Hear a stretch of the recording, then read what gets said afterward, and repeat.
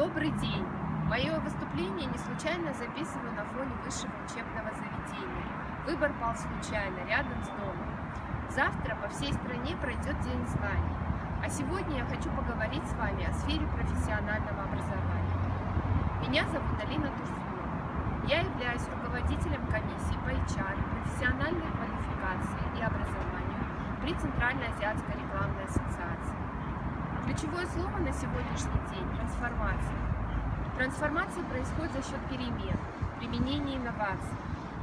В начале этого года у нас родилась идея обучать студентов вузов и молодых специалистов практическим навыкам работы в сфере рекламы.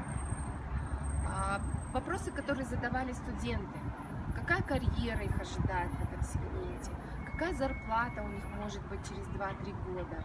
Важный момент трудоустройства. К примеру, в США 45% выпускников не находят работу. Мы создаем проект с одним из вузов и порталом по трудоустройству по онлайн-обучению, где можно будет пройти онлайн-тестирование и получить доступ к компаниям, работающим в рекламной индустрии. На сегодняшний день мы также проводили конференцию, и приглашенные спикеры говорили об уровнях карьеры, насколько молодые специалисты готовы к предпринимательству без получения определенного опыта. Вы знаете, что сейчас актуально создание стартапов для молодежи. У меня нет готового ответа на этот вопрос. Я сама не создавала стартапов в обычном понимании этого слова. Сейчас я знаю точно, инновации – это сами люди, мы с вами. Идеи рождаются людьми, затем приходят технологии.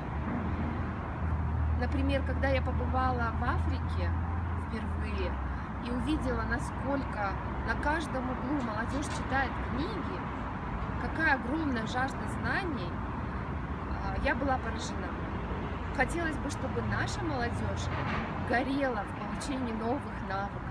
Тем более современные технологии дают достаточно возможностей для этого. У нас в Алматы на площади Республики на одном из зданий размещен лозунг: «Молодежь – конкурентное преимущество нашей страны». Это даст устойчивое развитие.